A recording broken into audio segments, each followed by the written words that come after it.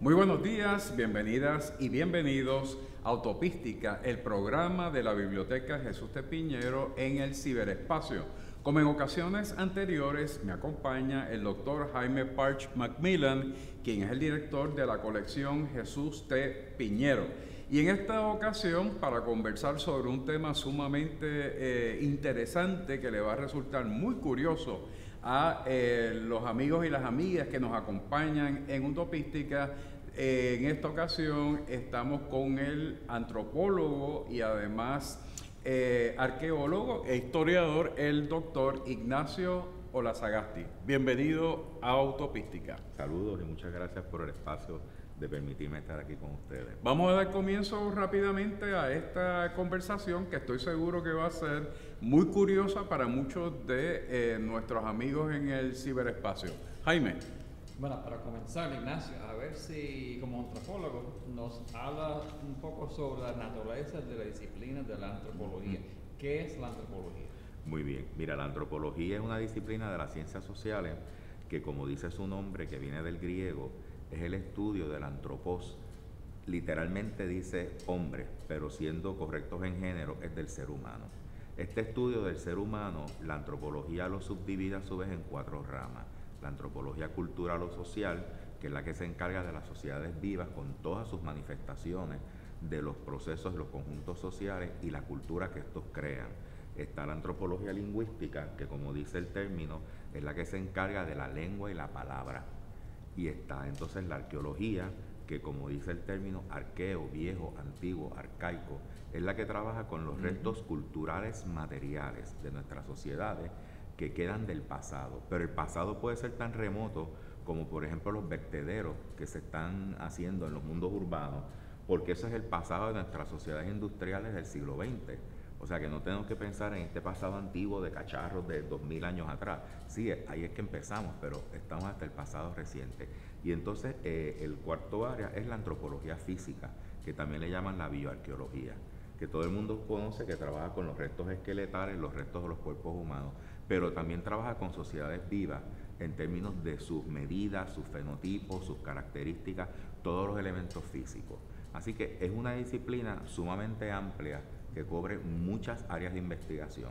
Cada una de las subramas tiene sus modelos teóricos, tiene sus metodologías, tiene sus extensas bibliografías y a su vez cada una de ellas se sigue subdividiendo. O sea que si venimos entonces a contar el concepto de la parte maestra con las 4 subramas, con todas las subdivisiones, van a salir más de 100 tópicos de investigación. O sea, la antropología es una de las disciplinas sociales más complejas y más abarcadoras. Y se convierte entonces también en ciencia auxiliar, pues de la historia, de la geología, la geografía, ciencias naturales. O sea, se va combinando en la medida que necesita unir especialistas para ampliar los espacios de investigación. Cuando hablamos de las ciencias sociales, muchas personas no entienden cuál es la utilidad de este conocimiento científico, ¿verdad? Y podemos hablar de las ciencias políticas y podemos hablar de la economía y quizás estirarlo un poco hasta la sociología, pero cuando llegamos a la antropología es como, ¿y para qué sirve la antropología? Y me parece que una respuesta a un planteamiento de esa naturaleza tendría que ir quizás por un acercamiento hacia los problemas que está atendiendo la antropología a nivel internacional. Hay toda una serie de asuntos sumamente claves para la humanidad, para las sociedades contemporáneas, que se están atendiendo precisamente desde esta disciplina antropológica. Mira, es interesante con relación a lo que tú planteas, Y es lo que yo le digo a estudiantes y a colegas, que nosotros cogemos cursos de humanidades básicos y trabajamos con las sociedades antiguas y las sociedades clásicas. Mucho de lo que hay en esos libros de texto, que entonces pasan como libros de historia antigua, si no hubiera sido por los investigadores de la antropología, no tendríamos esos capítulos, porque cuando hablamos acerca de los restos humanos de estas sociedades desaparecidas, eso se obtuvo gracias a los antropólogos físicos. Cuando hablamos de los palacetes, de las construcciones, de la cultura material, se le debe gracias a los antropólogos, a los arqueólogos. Cuando hablamos del uso de los idiomas antiguos, el sumerio, el griego clásico, el latín clásico, el arameo, el sánscrito, eso es gracias a los lingüistas, a los antropólogos lingüistas. Y a un área dentro de la antropología lingüística que se llama la epigrafía, que es el estudio de todas esas inscripciones, la traducción y la información social que nos da. Porque ahí hay datos serios, pero hay también una cantidad de chismes gigantescos de información que se vierte en esos obituarios de estos marcadores de cementerio. Y entonces, en términos de la antropología cultural, aunque trabaja con sociedades vivas, pero como en muchos de estos espacios todavía quedan sociedades vivas tradicionales, pues cuando se hacen los estudios comparativos de cómo funcionan en el siglo XXI y estudiamos las tradiciones, que a veces que son tradiciones milenarias, pues ahí las 4 áreas combinan una cantidad de información que reconstruyen esas sociedades desaparecidas. Así que sin nosotros no habría libros de humanidades. Y son un poco arrogantes, pero es una realidad. Y entonces el historiador toma toda esa cantidad de datos junto con los datos de otros científicos, como los geólogos, los geógrafos, los datos entonces que se desprende de la información de la organización de la sociedad, la política, la organización de los aspectos económicos, que para el antropólogo es compra, venta, mercadeo, intercambio de bienes y servicios. Pues cuando usted coge todo eso, es la economía de una sociedad, pero entonces se proyecta a través del tiempo. Porque a mí me es muy cómico, todavía en la calle donde yo vivo hay trueque, hay intercambio, porque las señoras mayores de edad que le compran al señor revendón, en la misma guaguita, pues cambian, pues coge tú este tomate, coge tú este guineo, y cuando venimos a ver, todas pagan lo mismo, pero todas salen con una comprita variada. Eso es trueque, y eso yo lo veo 2 veces a la semana en el 2015. Y eso es tan sencillo como que es el trueque original de hace 4000 años antes de Cristo. Pues eso es antropología. Me parece que también es importante señalar lo siguiente: durante la década del 40 y 50 del pasado siglo XX, las disciplinas de las ciencias sociales y las ciencias de la humanidad tenían unos espacios claramente definidos, o por lo menos establecidos.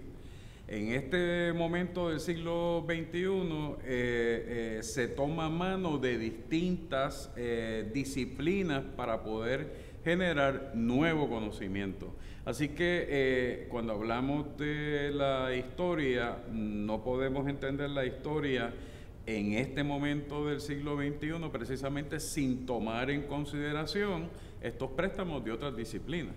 Mira, ahí, y para los que nos están escuchando, hay un teórico inglés genial, Peter Burke, que es una de las personas más importantes en la postrimería del siglo XX, lo que va del siglo XXI, que ha escrito un libro teórico excelente que es en forma de pregunta, que es historia cultural. Y entonces ha escrito también otros libros que se llaman Formas de hacer historia.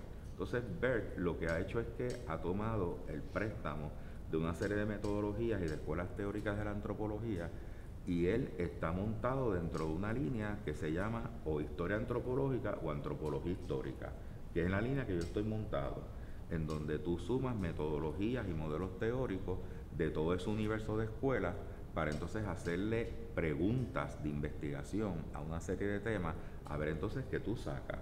Entonces esto te permite pues poder ser más elástico en términos de cómo tú miras un tema, porque entonces el tema tiene muchas aristas, un tema tiene muchas formas de que te da la información, y en la medida que tú eres más amplio de visión, de metodología y de modelo teórico, tú extraes más información.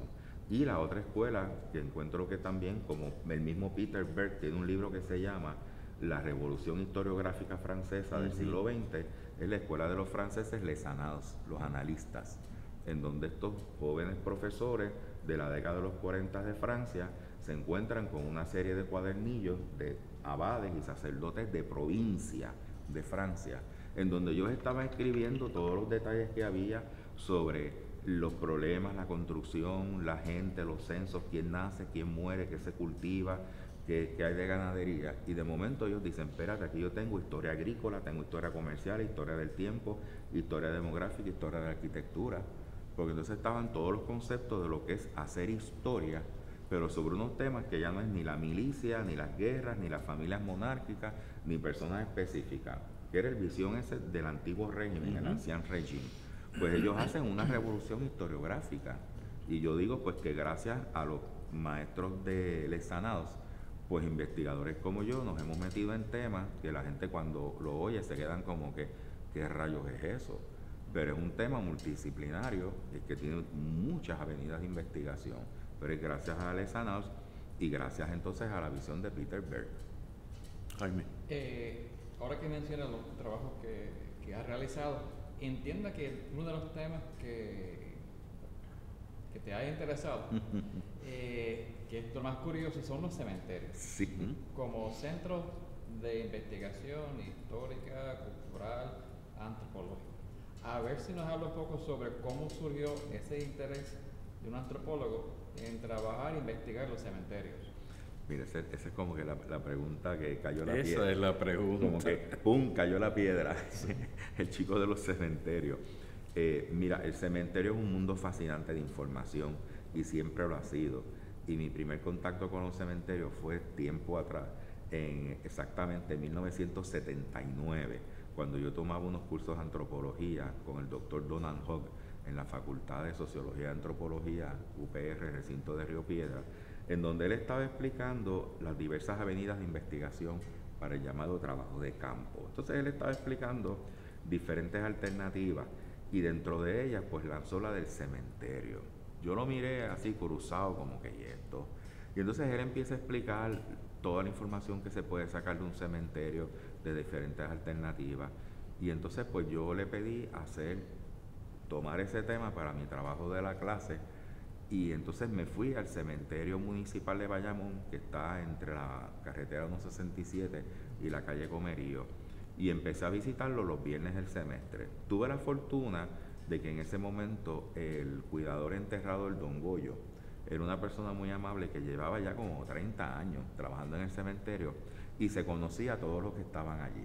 Que de hecho es interesante porque los griegos le llaman a los cementerios la necrópolis. Polis, ciudad, necro, muerte, la ciudad de los muertos. Y la ciudad es la polis. O sea que estamos con la necrópolis en medio de la polis. O sea, una relación de vida y muerte. Que lo que nos separa son 4 paredes y una puerta. Bueno, pues después de un semestre de estar entrevistando a Don Goyo, prácticamente levanté la historia de Bayamón del siglo XX hasta su mitad del siglo XX a través de las personas que estaban allí enterradas. Porque entonces me estaba dando el sistema de parentesco, o sea, quién estaba casado con quién era viudo de qué, inclusive hasta los chismes de dónde estaban las queridas de las personas que estaban allí. O sea, que hasta esos chismes salieron al aire. Pero entonces también había los elementos de cultura material, como uno dice, en donde estaba pues toda esta construcción de arquitectura funeraria. Estaban todos los elementos decorativos, como los diferentes tipos de cruces, de Jesucristo, de Cristo, de las advocaciones de la Virgen María, los ángeles y todos los elementos de atributos de elementos decorativos. Pero entonces estaba también la cuestión de que el cementerio es un espacio de estudio de arquitectura, de urbanismo y de planificación, porque dependiendo de la corriente, usted entra y es un espacio planificado. Los cementerios nuestros en Puerto Rico y en América casi todos siguen el programa del antiguo cementerio romano, en donde era como si fuera un campamento militar dividido en 4 espacios, en donde en el centro había un monumento y cuando el mundo cristiano y luego católico toma posesión de esos espacios, lo corona con una cruz de camino. Entonces empezamos a hacer las sustituciones. Pero son unos espacios que se planifican y entonces como estamos bregando con un tabú, que es la disposición de los cuerpos, pues vamos a ver que arqueológicamente las sociedades, en la medida que van creando sus espacios de ciudades, pues van a planificar los cementerios extramuros, cosa que vamos a ver en Puerto Rico en el siglo XVIII con nuestro cementerio de San Juan, de Santa María Magdalena de Pasís, que le llaman el cementerio extramuro, y literalmente está fuera de la muralla, hacia el espacio del mar, del Océano Atlántico. Y entonces pues tenemos también la cuestión urbana, en donde es una urbe, en términos del espacio, cómo se organiza. Yo he podido sumar a través, desde la época del Dr. Hogg y de la lectura y de las investigaciones, casi unas 12 áreas de investigación que se pueden hacer dentro de un cementerio. Una de ellas, por ejemplo, muy interesante, con una de las versiones de trabajo mío, es la etnicidad. Y aquí en Puerto Rico es interesante porque nuestros poblados del sur de la isla, Maunabo, Gurabo, Guayama, todos esos pueblos miran hacia el sur. ¿Qué es lo que está en el sur? Están las Antillas Menores. ¿Qué son las Antillas Menores? Son los espacios de Europa que hacía contrabando con Puerto Rico. Pues estos contrabandistas llegaron en su momento dado, se establecieron en Puerto Rico, se casaron con criollas, murieron y sus apellidos están en esos cementerios. Porque entonces uno se pregunta, ven acá, pero tienes aquí un apellido francés, un apellido danés, un apellido inglés, un apellido alemán, pero al lado entonces tiene el nombre de una mujer con el viuda de fulano. Así que ahí tú tienes esas relaciones de esa migración comercial, pero que es un elemento étnico. Y entonces a la misma vez tienes un elemento de demografía, cuando empiezas a ver lotes en todo el cementerio, donde han habido pues enfermedades catastróficas y de momento hay ahí 40, 50, 100 tumbas. Y todas están en la misma fecha, en el mismo año. Pues entonces ya eso es una situación demográfica de una enfermedad final catastrófica. Y cuando tú te metes en los registros a buscar y dices, no, mister, si ahí lo que pasó, esa es la sección de los coléricos, o esa es la sección de tal. Y entonces eso tú lo vas a encontrar sistemáticamente por donde quiera que te metes, en donde hay entonces enfermedades catastróficas. O sea que el cementerio realmente es un centro de investigación. Y si te metes entonces con la arquitectura, que es lo más aparente, lo más externo, pues es interesante porque es anacrónico, en el sentido de que tú encuentras una arquitectura al estilo europeo, como capillas medievales, que no tienen nada que ver con lo que se está haciendo en el siglo XIX. Pero como era la idea de que esas iglesias medievales eran para acercarse a la mano de Dios, y por eso eran las agujas que subían hasta el cielo para tocar las nubes y estar cerca de la creación, pues van a reproducir la gente que tiene dinero, pues ese tipo de capillas funerarias en cementerios donde hay buen dinero. Y eso usted lo va a ver en el cementerio de San Juan, y lo va a ver en un cementerio que a mí me fascina, y la gente dirá, el tipo perdió la tabla, porque los cementerios le fascinan, pero sí, el cementerio que estamos hablando es el de los Paules en Ponce, que es un espacio precioso en términos de arquitectura y en términos de todo. Y ustedes van a ver allí una variedad de tipos de arquitectura, lo que llamamos tipología. Y allí pues usted puede ir y estudiar la arquitectura funeraria que viene de Europa hacia Puerto Rico. No creo que hayan estudios antropológicos sobre los cementerios en este momento. No solamente en cantidad, sino con esa complejidad en términos de los acercamientos.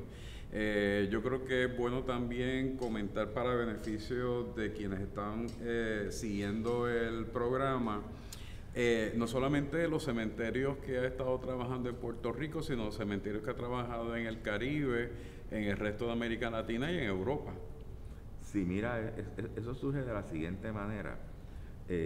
Yo me doctoro en el Centro de Estudios Avanzados de Puerto Rico y el Caribe, que entiendo que es el único espacio en Puerto Rico que está dando el espacio a hacer trabajo en historia desde una visión multidisciplinaria, en donde no sean unas visiones rígidas. Y disculpen si suena como una crítica, pero hay unas condiciones académicas en donde se le permite a los estudiantes trabajar historia, pero con otras visiones teóricas.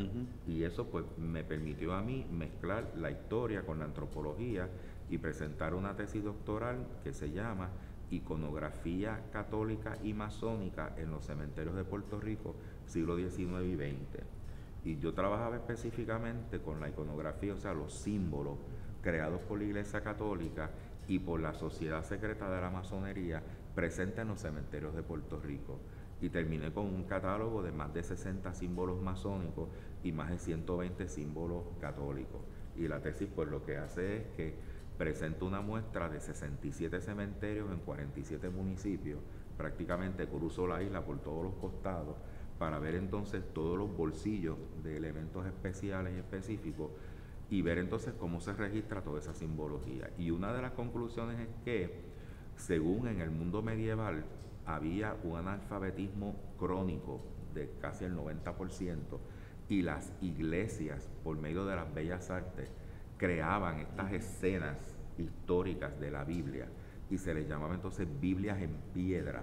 Cuando el Renacimiento cambia la tónica de la construcción y la decoración de las iglesias, esto sale a los cementerios y los cementerios se van a convertir entonces en Biblias en piedra.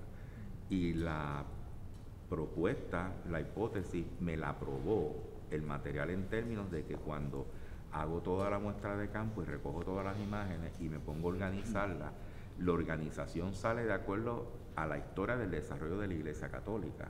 Y entonces empiezo a ver lo que es paleocristiano, lo que es Antiguo Testamento, lo que es Nuevo Testamento, lo que son las advocaciones marianas. O sea que los mismos materiales se van organizando y me van dando la pista de cómo esa iglesia va creciendo simbólicamente y entonces se proyecta. Y los cementerios toman esos elementos. Pero entonces, ¿cómo me salgo de la muestra de Puerto Rico?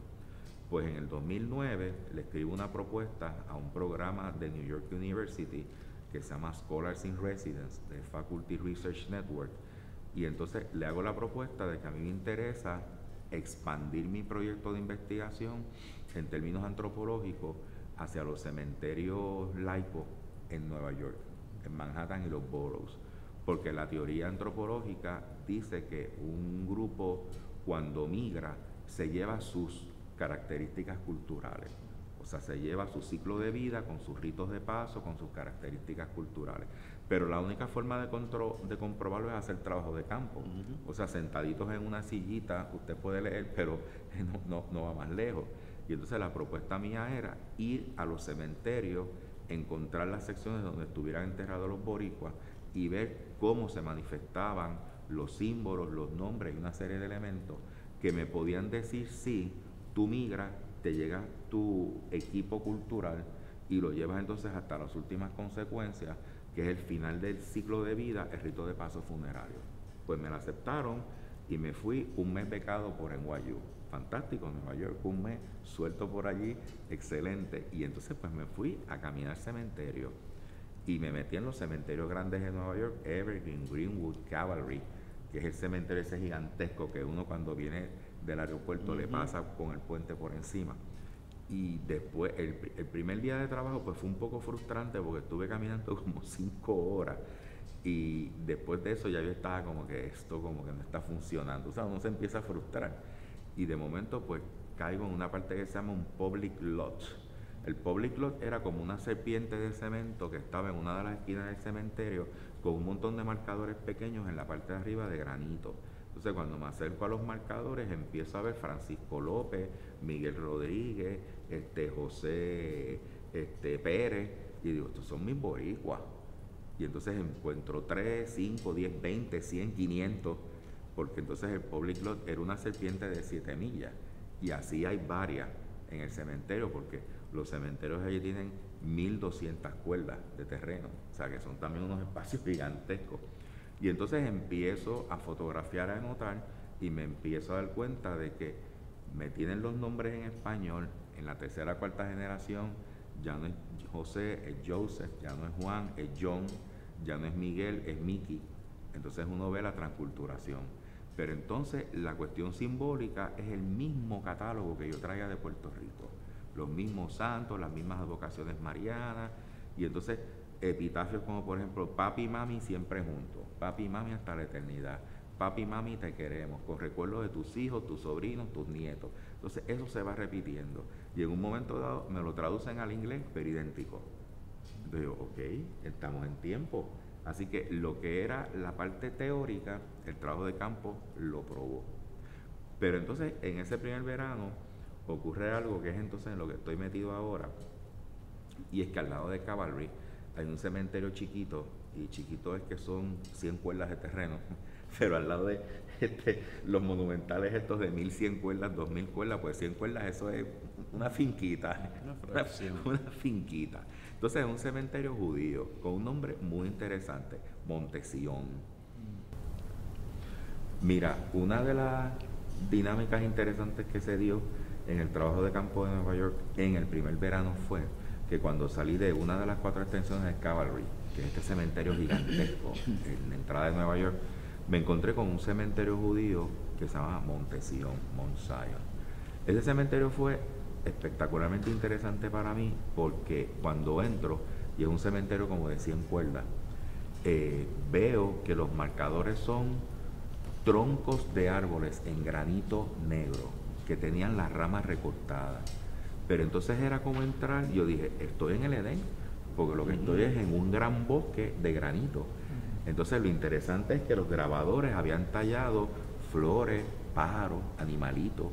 Entonces estaba la información en hebreo y en inglés, pero estaba lleno de símbolos. Entonces lo que yo me pregunto es, ven acá, pero no hay una prohibición de un cuarto mandamiento de no hará símbolos. Pero entonces lo interesante del caso es que los símbolos, ninguno de ellos representa a Yahvé. Todos son otros tipos de símbolos, pero son escenas bíblicas del Antiguo Testamento.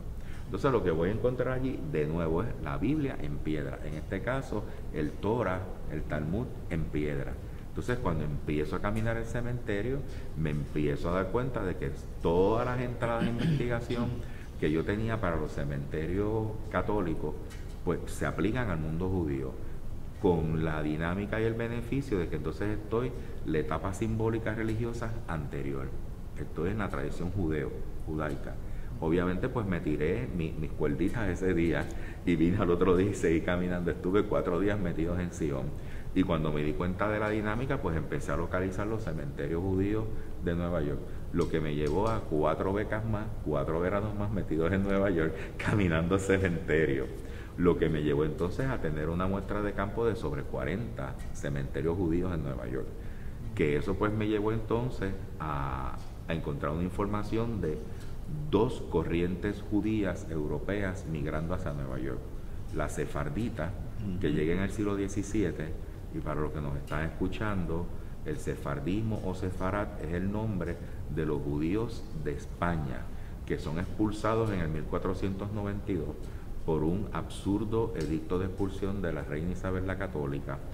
Van hacia Portugal, los expulsan por una dinámica política matrimonial en el 1497, suben hacia Londres y hacia Holanda, y de ahí pues entonces se mueven por las Antillas del Caribe, y de ahí entonces suben a lo que era New Amsterdam, que después fue Nueva York, y llegan a los 1650. Pero entonces en el siglo XVIII-XIX llegan los judíos del este, que corresponden al término de Ashkenazi. Entonces yo empiezo a encontrarme los 2 grupos en mi muestra de los 40 cementerios. Entonces mi pregunta de nuevo antropológica es, ¿cuál es la continuidad de los símbolos y los elementos decorativos? Lo que me lleva entonces a viajar por el Caribe, a meterme en España en la red de judería, y a meterme entonces, que fue el viajecito de las Navidades pasadas, que uno dice, es un viaje de vacaciones, pero de trabajo, en donde me fui a los cementerios sefarditas de Londres, de donde salen, a los cementerios sefarditas de Ámsterdam, de donde salían. Y entonces, ya que estoy corriendo por el norte de Europa, pues digo, pues vamos a bajar entonces a Praga, que entonces es el gran centro ashkenazi.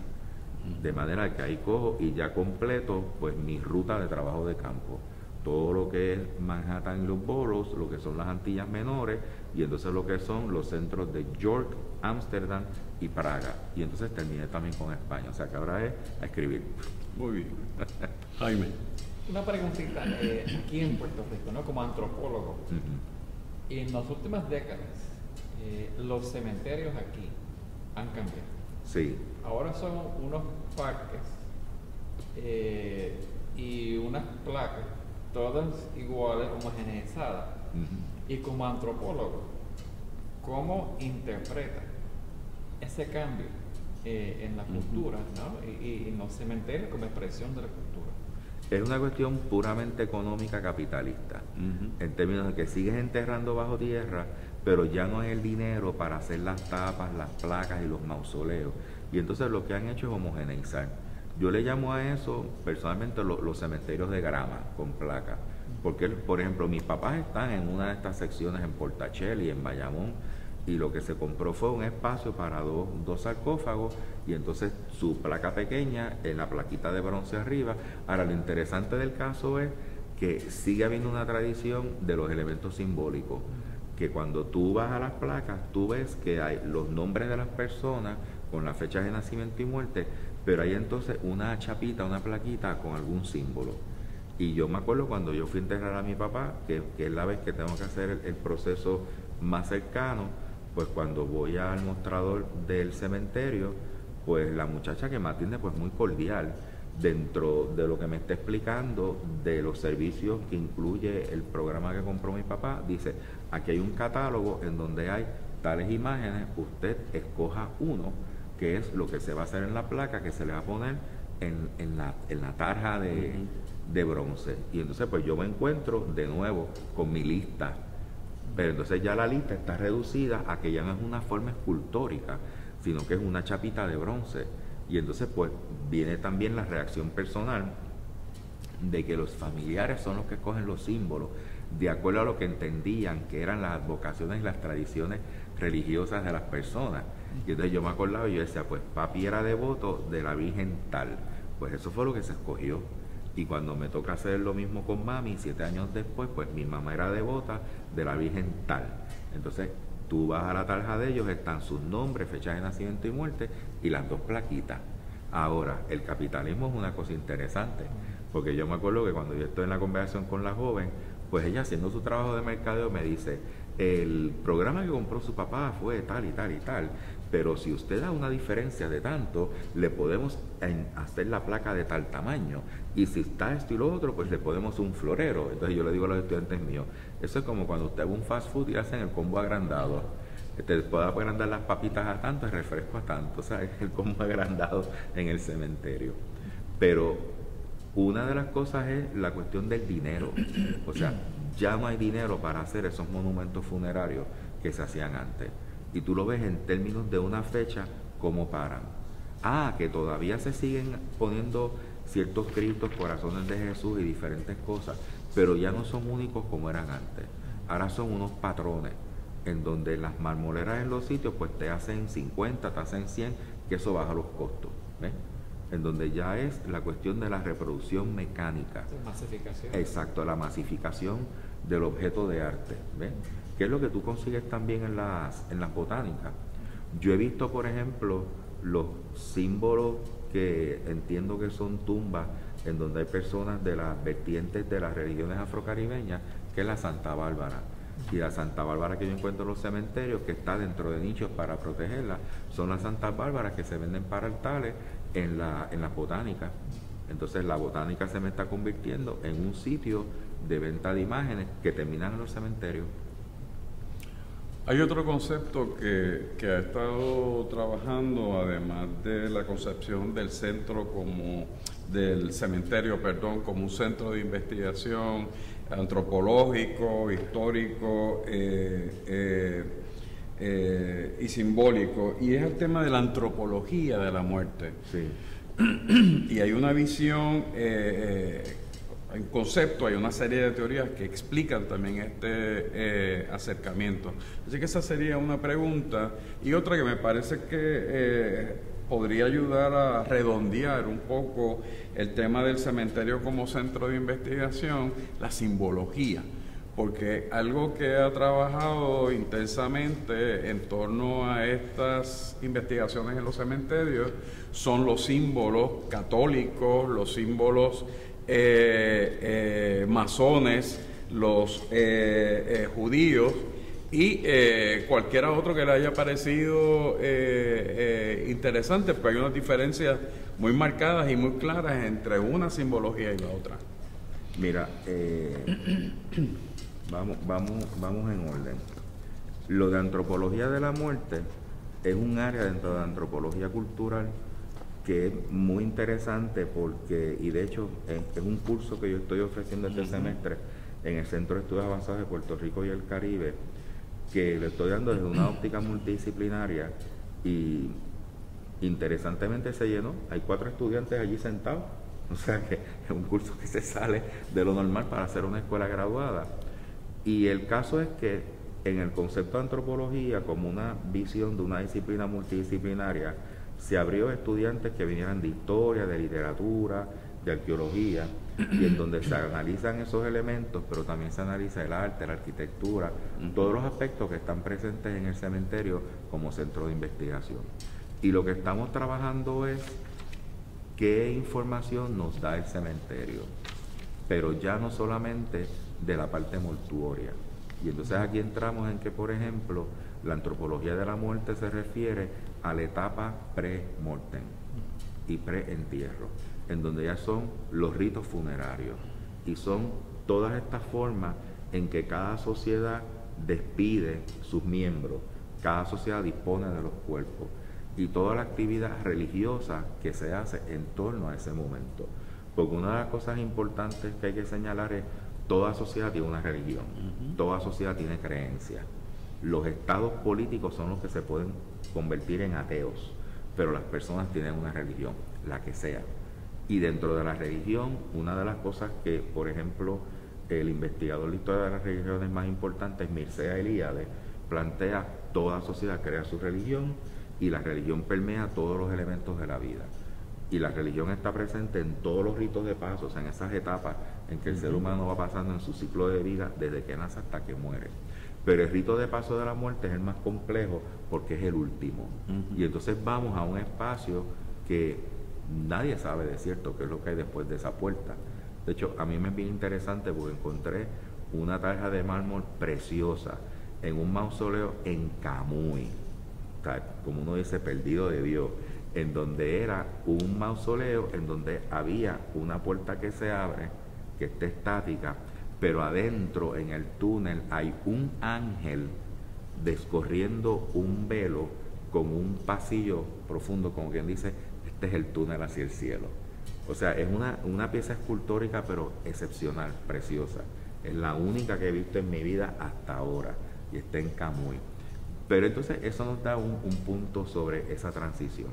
La antropología de la muerte lo que estudia es la forma en que cada sociedad crea ritos, rituales y ceremonias para la despedida de sus miembros, cómo los lleva a los espacios de la disposición de los cementerios y qué hacen todo ese proceso. Y entonces lo que viene el momento de la memoria al año de la muerte, en las navidades, en los cumpleaños, las madres, los padres, el día de los abuelos, ¿qué sucede? A mí me pasó una cosa muy interesante y lo fotografié, lo tengo en la muestra. Antes de que mi mamá muriera, entre el momento que muere mi papá y muere ella, yo tenía la costumbre de que los domingos la llevaba a misa en la iglesia de la calle Comerío y después nos íbamos al cementerio a visitar a papi. Y entonces ella le rezaba un rosario y después nos íbamos a almorzar. Y en unas navidades, pues dando la vuelta por el cementerio para llegar hasta la tumba de papi, pues me encuentro con que hay unos panteones que están decorados, pero tienen árboles de Navidad, tienen bombillas, tienen guirnaldas, y de momento digo, qué interesante es esto, o sea, la familia le trajo la Navidad a los muertos. Pues esa es una visión antropológica, o sea, no nos olvidamos de ti, tú eres parte de nosotros, pues estamos en la Navidad, pues te vamos a decorar la tumba. Entonces era una cosa interesantísima y yo tengo toda esa fotografía y después yo me sentaba a leer y le decía, mira la lectura de lo que hay aquí.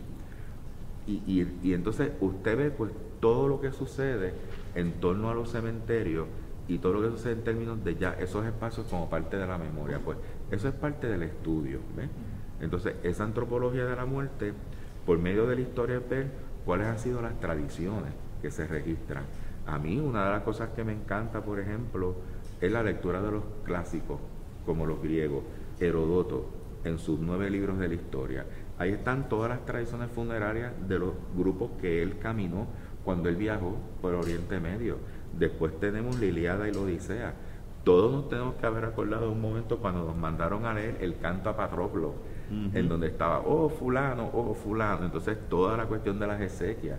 que entonces describían que si la pira funeraria, que si hizo tal cosa, lo que se dijo, cómo lo vistieron, cómo lo adornaron, puede ser parte de un proceso histórico que se recoge como literariamente. Pero entonces también hay una tradición moral, de que mis estudiantes me dicen, o los sepultureros me dicen, no, porque aquí se hace esto, aquello y lo otro. Pues todo eso es el mundo de la antropología de la muerte. Entonces uno aprende de diferentes avenidas. Yo le contaba aquí al amigo que nunca me olvidaré de un domingo que voy al cementerio de Coamo y me voy tempranito y me paro en un cafetincito en donde habían unos señores mayores tomándose el café y le pregunto, buenos días, saludos, ¿cómo están? Yo estoy buscando el cementerio de Coamo. Me dicen, ¿cuál de todos? Y yo, como que ¿cuál de todos? Dice, bueno, porque está el viejo viejo, está el viejo nuevo, está el nuevo viejo y el nuevo nuevo. Y yo me quedé como que, espera, me dañaste los muñequitos, vamos de nuevo. Y dice, no, mire, mister, no. El viejo viejo es el español viejo, el viejo nuevo es el español del ensanche. Entonces, el nuevo viejo es el nuevo de los americanos y el nuevo nuevo es del 50 para acá. Pues entonces regresemos. ¿Dónde está el viejo viejo? Está en tal sitio. Entonces empezaron a darme las direcciones. Y entonces pues ya aprendí mi lección. Y cuando llegaba los domingos a los colmaditos con los señores tomando café, le decía, ¿aquí hay algún cementerio viejo? Ah, usted busca el barrio de los acostados. Sí, el barrio de los acostados. Entonces, pues uno, para aprender, tiene que preguntar y decir, porque usted le dice el barrio de los acostados. ¿Y cómo están los muertos en el cementerio? Pues acostados. Y eso está lleno de gente muerta, pero lleno de gente. Pues el barrio de los acostados, mira, mister, está allá arriba. Yo, gracias, vamos al barrio de los acostados. Y pues eso es un trabajo de tradición oral. Y así pues hay montones de cosas que le van diciendo a uno que uno va integrando. Pero todo eso es el mundo de la antropología de la muerte, o sea, el estudio de la muerte, cómo se manifiesta y cómo la misma sociedad lo mantiene. Entonces, todos los tabúes que existen, o sea, es un mundo de información súper amplio. En Puerto Rico hoy día, en el campo de antropología, ¿cuáles diría que son las principales corrientes, los proyectos mayores que están ocurriendo ahora en antropología en Puerto Rico? Bueno, mira, entiendo que tenemos la fortuna de que en este momento el Departamento de Sociología y Antropología de la Universidad de Puerto Rico de Río Piedras, que aunque yo no estoy en el departamento, pero hay muchos colegas que dan clases en el Centro de Estudios Avanzados de Puerto Rico y el Caribe, de que por primera vez en muchos años están las 4 ramas representadas. O sea, hay antropólogos culturales, antropólogos lingüistas, hay arqueólogos y hay antropólogos físicos. De manera de que todos ellos están impartiendo clases de introducciones a cada rama y clases de especialidad. Y cada una de las ramas pues tiene sus áreas de investigación. De manera de que afortunadamente de nuevo en Puerto Rico estamos haciendo bastante trabajo en antropología y trabajo de campo, ¿ves? Y en ese sentido pues no me voy a meter a especificar proyectos, pero sí te puedo decir que el departamento está orientado hacia eso. Nosotros en el centro pues tenemos un programa de arqueología que está trabajando fuertemente tanto con el mundo indígena como con el mundo histórico, con el mundo industrial. O sea que la arqueología está trabajando de diferentes formas, ¿ves? Tenemos, por ejemplo, un estudiante que está haciendo algo importantísimo, que está en su semestre de tesis. Ángel está trabajando con un análisis microscópico de los bordes de las herramientas de piedra para saber el uso y el desgaste de esos bordes, para saber si estaban trabajando piedra contra piedra, piedra contra madera, piedra contra otros elementos. Porque eso lo que tiene que ver es con un elemento de tecnología y con una forma de trabajo de materiales en el mundo indígena. Y para eso está usando unos microscopios de alto poder, de alta potencia, con un muestrario de piezas, en donde está trabajando esos bordes, cómo funcionan. Inclusive la evidencia de bordes que cuando son piedra contra piedra se rompen, se vuelven y se desbastan y se siguen utilizando. O sea que se están reciclando las herramientas. Pues todo eso lo está haciendo como parte de su maestría en arqueología en el Centro de Estudios Avanzados, ¿ves? O sea que yo te diría que están presentes casi todas las corrientes de la investigación en las 4 ramas en el país ahora mismo. Y en arqueología, en nuestra maestría, pues nuestro grupo de estudiantes está trabajando con muchas áreas en función y gracias a la facultad que tiene la maestría, que están a su vez al día y están orientando a los estudiantes de, mira, hay todas estas avenidas de investigación. Y los estudiantes pues lo están tomando, ¿ves? O sea que en ese sentido se está trabajando de todo. Otra área que me parece que debemos de explorar, parte de la que tuvo como directora auxiliar del área de investigación y estudio del Instituto de Cultura Puertorriqueña. Y destaco esta experiencia porque la protección de nuestros recursos arqueológicos, terrestres y subacuáticos es una función, una función gubernamental y una responsabilidad que no solamente del gobierno, no, debe ser de todos nosotros. En estas últimas semanas se ha generado toda una polémica en torno al paseo de Puerta de Tierra y de manera particular la forma en que AFI, la entidad del gobierno que está financiando este proyecto de infraestructura, y el director ejecutivo interino del Instituto de Cultura Puertorriqueña han trabajado los permisos de naturaleza arqueológica. Las discusiones que se han dado giran en términos de la opacidad, la no transparencia de estos proyectos, cuando hay consejos arqueológicos terrestres y subacuáticos que tienen la responsabilidad por ley de hacer cumplir esta misión. Habiendo ocupado esa posición a nivel del Instituto de Cultura Puertorriqueña, habiendo participado en los consejos de arqueología, siendo un gran conocedor de toda esa legislación, ¿cuál es su opinión, cuál es su lectura de todo este debate en torno a la manera en que se ha trabajado este proyecto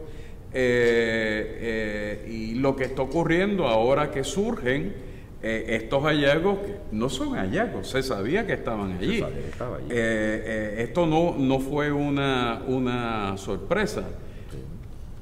Mira, es una situación bien preocupante y lamentablemente desastrosa, porque nuestro patrimonio es perecedero, o sea, se puede perder con la facilidad más grande del mundo. Y a mí lo que me preocupa entonces es el andamiaje de gobierno, cómo funciona. Aquí se supone que cuando usted vaya a hacer un proyecto de construcción, usted prepara lo que se llama una DIA, una declaración de impacto ambiental. Esa es la ley, es ley, es responsabilidad. Bueno, pero como muchas veces las leyes pues terminan en la suela de las botas de los contratistas, y perdonen el cantazo, pero yo lo viví mucho en el Instituto de Cultura y por eso habían problemas de multas y cosas por el estilo y terminábamos en la corte porque entonces querían construir sin los debidos permisos. En la declaración de impacto ambiental, que yo no sé cómo es que operan las cosas, pero hay una sección de los estudios ecológicos que es en donde queremos ver si hay elementos de la flora que se afectan, elementos de la fauna que se afectan, elementos geológicos que se afectan. Hay también una sección para el aspecto arqueológico, porque entonces tenemos que ver qué recursos culturales materiales de los tiempos indígenas, de los tiempos de la colonia, de la industria o de momentos recientes que tienen valor histórico-cultural para la memoria del pueblo que se deben conservar. Entonces se supone que según usted contrata un ecólogo para que haga la parte de corteza terrestre, se contraten a unos arqueólogos y para eso se crearon los consejos de arqueología terrestre 1 y el subacuático 2, en donde hay unas listas de unas personas que han enviado sus resúmenes, sus currículum vitae académicos y de experiencia, que se les cualifica para que puedan llevar a cabo algunas de las fases en lo que se divide el trabajo de campo. Trabajo de campo que se supone que se haga antes de comenzar la construcción, porque en este aspecto lo que desea el Estado en términos culturales es identificar si hay o no hay. Si no hay, fantástico, monta lo que tú quieras. Si hay, vamos a ver cuál es la complejidad y el valor de lo que hay para ver cómo lo sacamos, y una vez que ese material se saque, pues tú construyes lo que sea. Porque lo importante no es el sitio, de cierta forma, lo importante es el material. Y si tú puedes sacar el material, el sitio ya no tiene más ningún valor aparte del nombre. Como por ejemplo el yacimiento de Paso de los Indios, que se trabajó en la época que nosotros estábamos en el instituto. Una vez que tú sacas todo el material, el terreno pierde valor cultural, porque ya tú no tienes ese material ahí. Tú puedes seguir la construcción, o puedes hacer arreglos como se hizo con Paso del Indio. Se identificaron unos montículos en donde había materiales, pero que no se iban a excavar por el trazado del proyecto. Entonces, ¿qué se hicieron?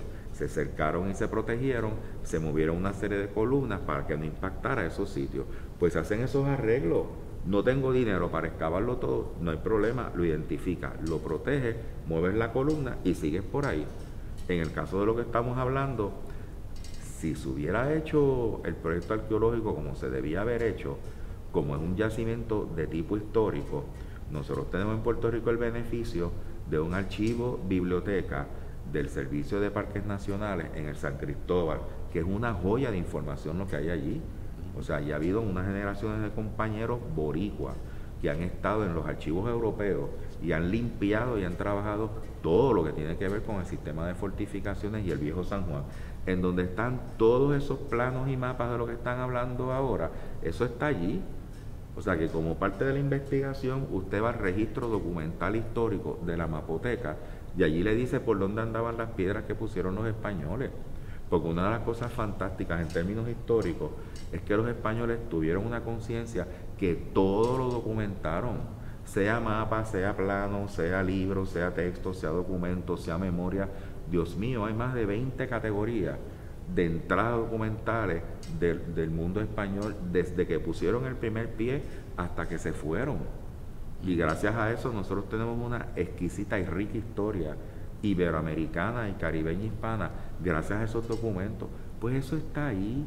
Así que hagan su trabajo, lo hacen en orden, cumplan con la ley y no van a tener entonces sorpresas como esta, en donde son sorpresas desagradables. Porque entonces viene el problema de que hay que parar el proyecto, se pierde que si tiempo, que si se pierde dinero. Todo eso se evita si se siguen los pasos de la ley, se hacen las cosas como debe ser, y entonces después que usted tiene en cuenta todo lo que es lo ecológico y lo cultural, haga su proyecto y chévere. Pero es como dice el compañero, son zonas altamente sensitivas, en donde se saben que por ahí pasaron tropas militares extranjeras, en donde son los espacios externos de la ciudad de San Juan a los barrios de tierra, en donde son los ensanches comerciales de los siglos XVII en adelante. Obviamente, pues cuando usted va a levantar una pieza, ahí va a haber algo. Así que haga la arqueología como debe ser. O sea, se evitan los problemas si se cumple con la ley y se hacen las cosas como debe ser. Pero si lo hacen a la cañona, pues ¡pum!, le salió la pared de ladrillo. Ahora hay que resolver. Jaime. Usted, además de investigar, es profesor, Sí. es maestro. Y muchos de nuestro público pues son profesores, son maestros. Me parece que en parte esta situación que ha surgido en San Juan con estas construcciones se debe a una ausencia de una conciencia de la importancia de la historia, ¿no? Como profesor, como maestro, como trabajador de cultura, ¿qué haces para enriquecer nuestra conciencia histórica? Y trabaja especialmente con los jóvenes. Sí. ¿Qué están haciendo ahora en el centro, otros lugares, para cultivar esa conciencia? Mira, yo siempre he tenido la dinámica de que cuando doy las clases de historia de Puerto Rico, clases de Estados Unidos, clases de mundo contemporáneo, que es lo que enseño a nivel de bachillerato, pues le explico todo lo que es esa cultura material. Y entonces cuando trabajo a nivel graduado en la clase de cultura puertorriqueña, que fue la clase que estableció el doctor Ricardo Alegría desde que funda la institución hace ya casi 40 años, pues esa es una clase de antropología cultural puertorriqueña.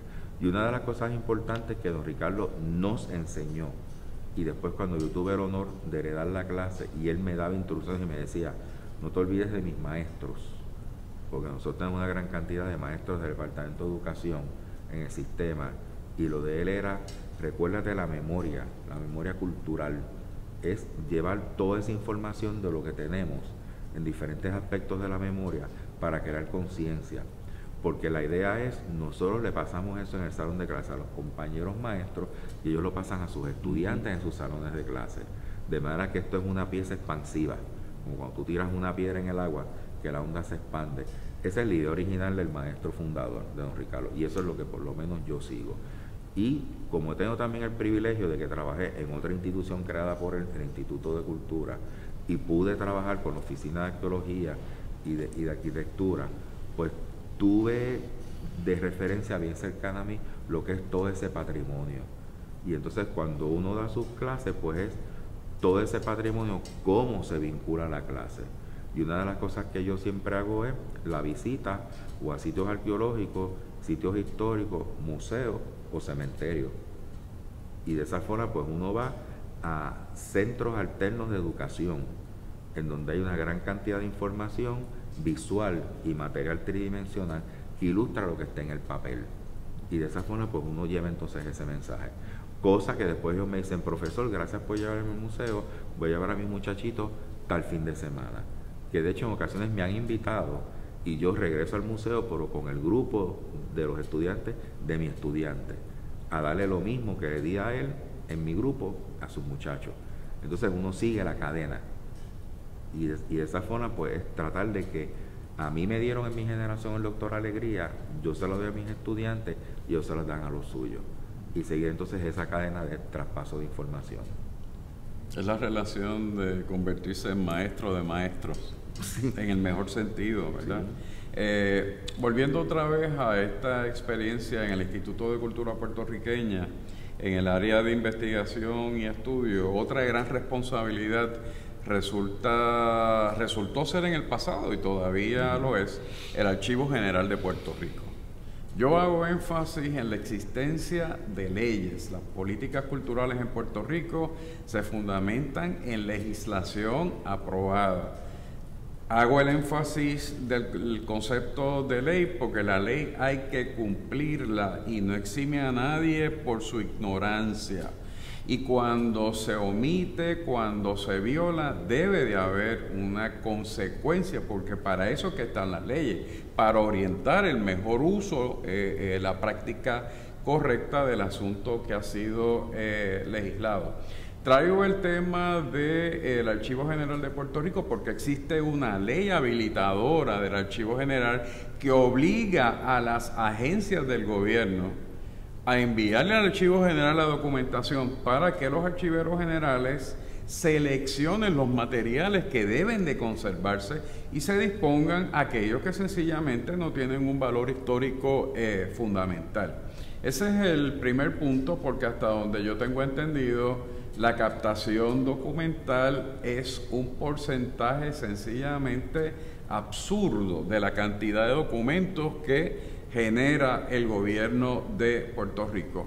El otro asunto que nosotros como estudiantes, estudiosos de la historia,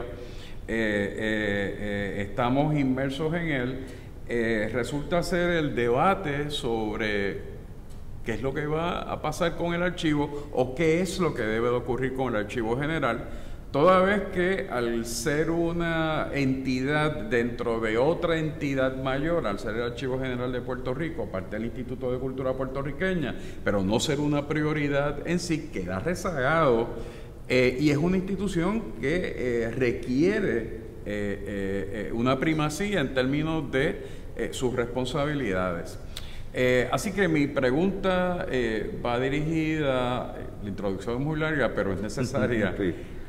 Va dirigida en dos direcciones. En primer lugar, el asunto de crear una conciencia de que la disposición correcta de los documentos públicos, pero hoy en día, hago un paréntesis porque es necesario y además no lo puedo eludir.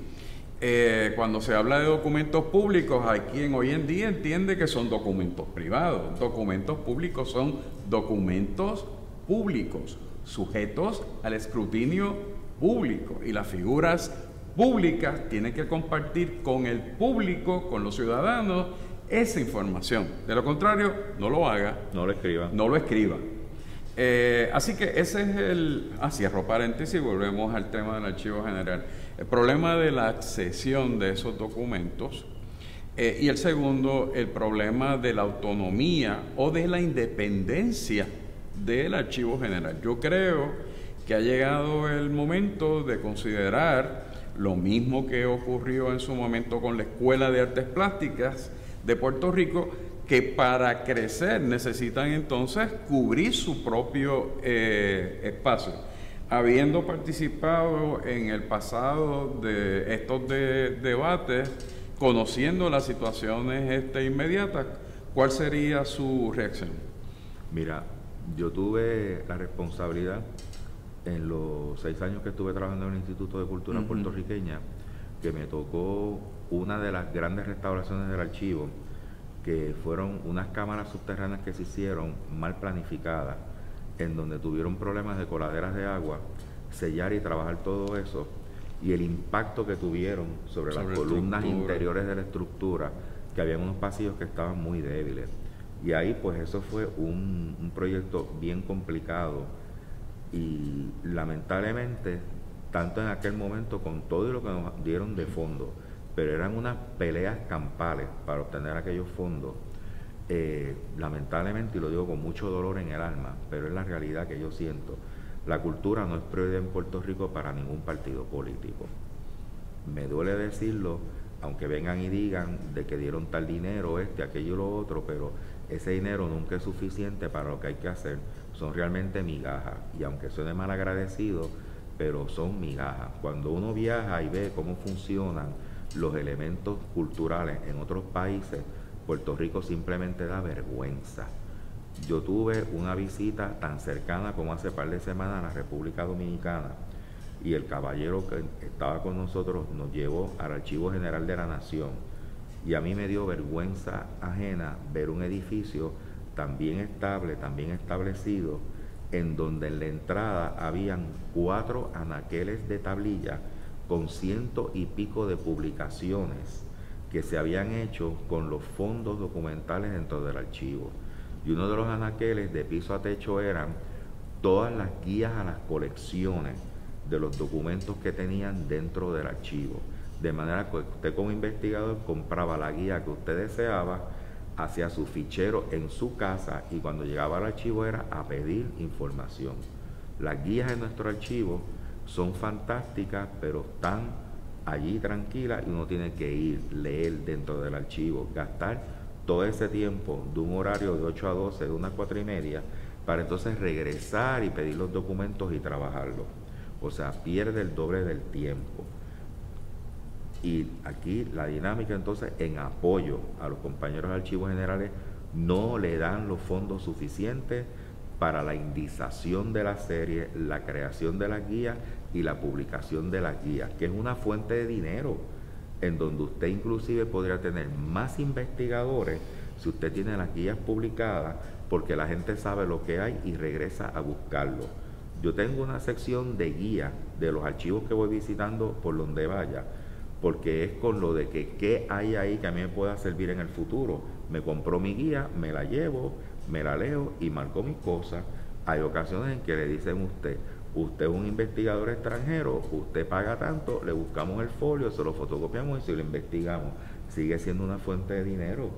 De manera de que es lamentable cómo es de tan baja prioridad cultural el aspecto cultural en el Estado, en cualquier color. Aquí el disparo es democrático. Un comentario que hay que hacer a partir de esa reacción es que hay un discurso vacío, porque es meramente escenografía. Sí. El planteamiento de que la cultura se está atendiendo, de que la cultura es prioritaria. Y digo que es escenografía con toda la precisión que podría tenerse de la escenografía en el teatro, porque detrás de la escenografía no hay nada. Y es el asunto de que de la mano con ese discurso va la mano del ataque a cualquier propuesta de naturaleza cultural, indicando que los proyectos o el reclamo de un fortalecimiento de los proyectos de naturaleza cultural son formas estáticas de mirar el pasado. Últimamente se está utilizando mucho el adjetivo de anquilosado. Sí.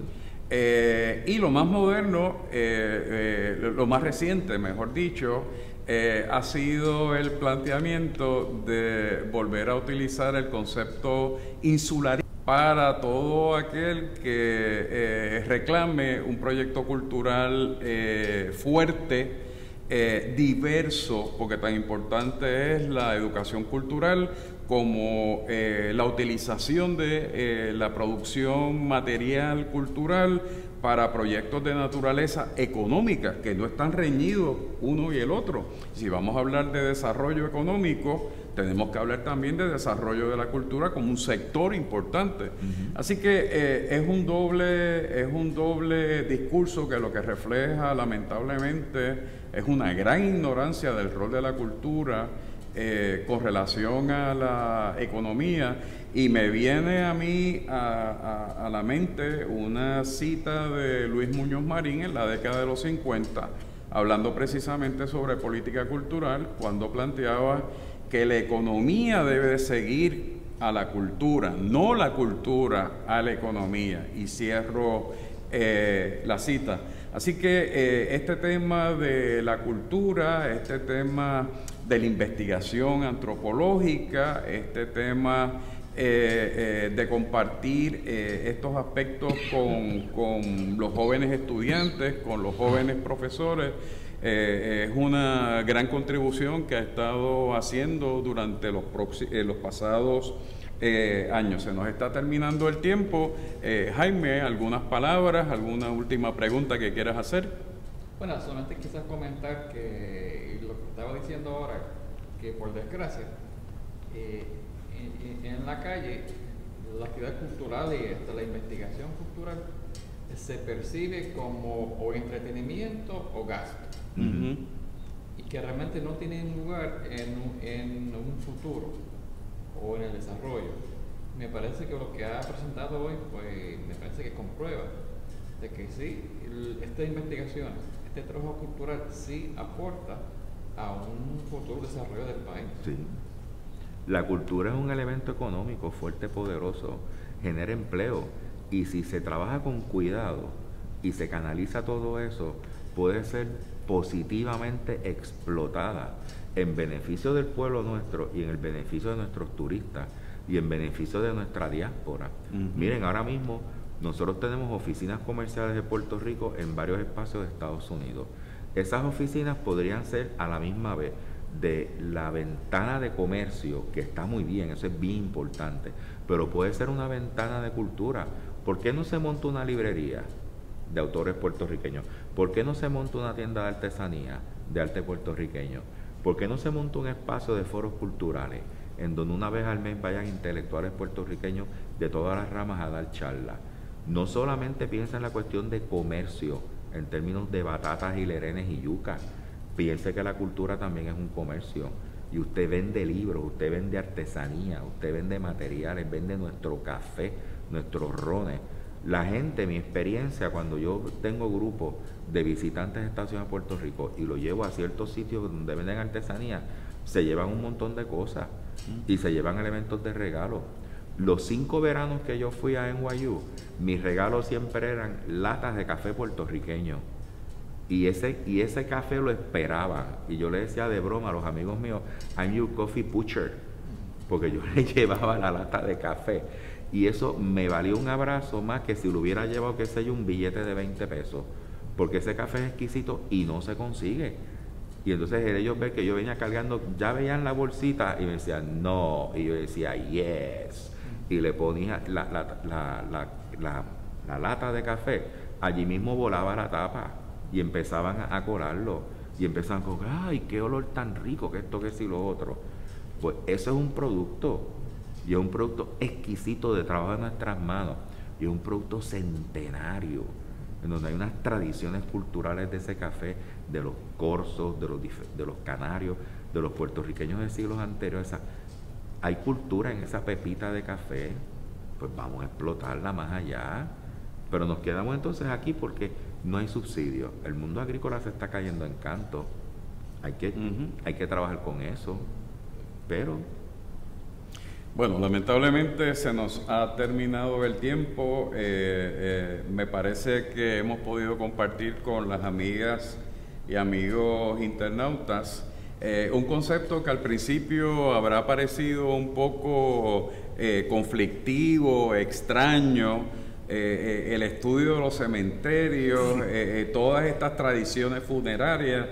Y gracias a los trabajos de investigación del doctor Olazagasti y de su exposición sobre lo que representan, debe haber quedado clara la relación entre esta disciplina de la antropología, las otras ciencias sociales y la interpretación de la vida, que en última instancia el trabajo académico está dirigido en esa dirección, a explicar los aspectos más importantes de nuestras vidas. Me parece también que por lo menos hemos vuelto a traer a la atención de nuestro público los retos que confronta el sector cultural, lo fundamental que es este sector cultural para nuestra memoria colectiva y para algo que todavía ni siquiera se ha dado, que es el proyecto nacional. ¿Hacia dónde va el país? Pues la cultura tiene mucho que decir en esa dirección.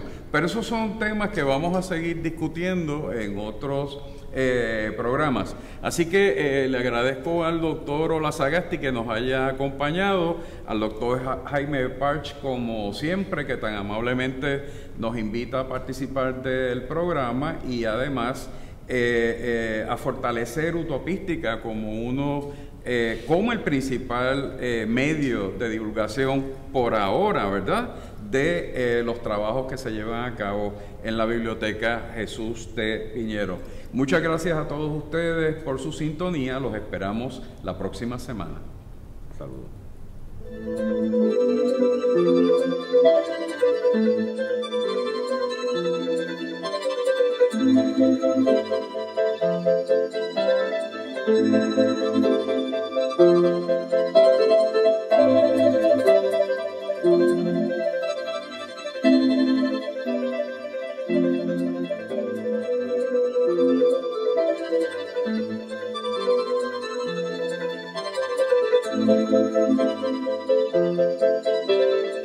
Thank you.